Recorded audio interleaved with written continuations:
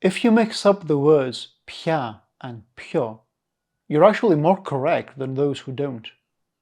Etymologically, at least. Pia and pio used to be the same word. Ooh.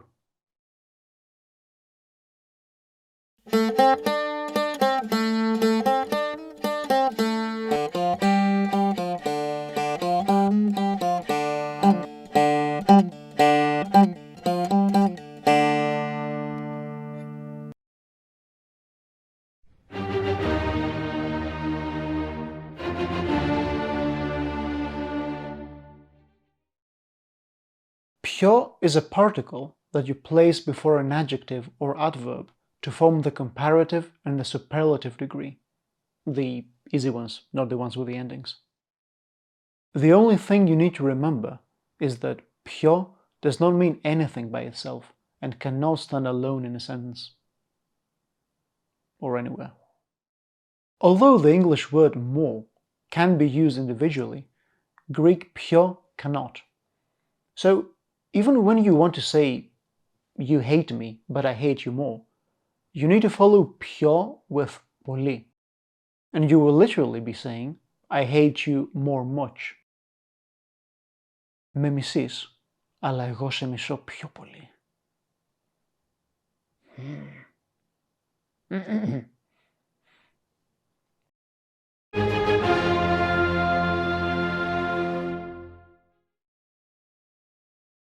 Πια is most commonly translated as anymore, and its positioning in the sentence is flexible. Δεν ξέρω πια τι θέλω. Δεν ξέρω τι θέλω πια. Πια δεν ξέρω τι θέλω. However, the English word anymore is only used with a negation. Greek πια has no such restriction, and it can also be found in a statement. But what does it mean when it's used that way? Είσαι άντρας πια. Είσαι πια άντρας. Πια είσαι άντρας. What the word πια truly does is signify a change in a state of affairs, introduce a new set of circumstances. In other words, it shows that a situation is now different compared to what it was before. Does that make sense? Therefore, it can be translated as anymore in negations and as now in statements. Not now as in right now, but now compared to before. I don't think I need to do that. I wasn't a man before, but now I am one. I've been hearing this phrase since I was 12 years old, and I'm still not sure what it's supposed to mean. Πια can have a secondary function, whereby it performs the same role as the English word already when expressing despair. Άστο πια! Άστο πια! Άστο πια! Anyway, in many ways, Greek πια is used very similarly to Spanish ya.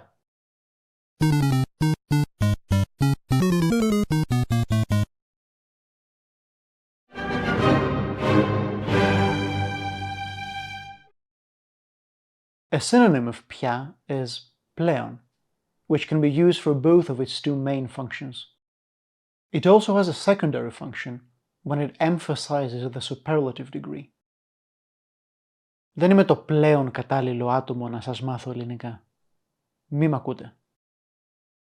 This translates to, I'm not the most suitable person to teach you Greek. Don't listen to me. Which means that πλέον is a synonym of πια in its primary function and a synonym of πιο in its secondary function. A constant identity crisis. Το Pokemon πιο πια πιού. Pew pew pew. There is a particular category of people who mix up πια and πιο more than any other. Italian speakers. And for a good reason. We've mentioned that πια and πιο used to be the same word in Greek. In Italian, they still are. Meet più. Now, put yourself in the shoes of an Italian speaker Your whole life, you've been using the same word for these two meanings. Your poor life choices have led you to learn Greek, only to discover that some weird language from the East asks you to suddenly start distinguishing between two words that not only sound almost identical to each other, but also to the one you've already been using. French is the same with plus, meaning either πιο or pia. Now, aren't there too many coincidences here?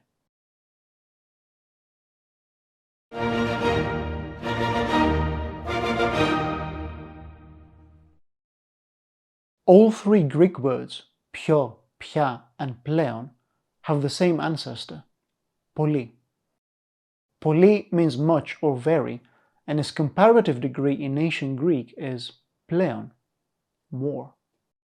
In Byzantine times, πλέον became πιο, and later πιο, which eventually gave birth to πια. Italian più and French plus also have a shared origin from the Latin word for more, plus. And all five words share the same Indo-European ancestor. In the previous video, we saw the Latin word magis, which in modern Greek we translate as πιο. Specifically, we looked at how it gave rise to words that express opposition and addition. One of its descendants in Italian, mai, nowadays means never. But there was a time when mai could also mean anymore, or no longer, after a negation.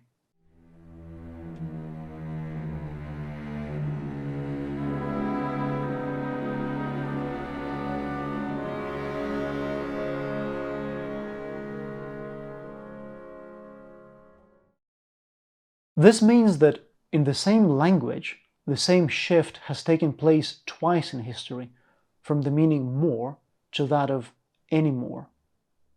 Now, you might think that I must be very well educated and extremely well versed in medieval literature, since I can provide an example from Dante's Purgatory just like that. While what actually happened is that this was the example in the dictionary. I'm George. Until next time, let's make Greek a bit more difficult.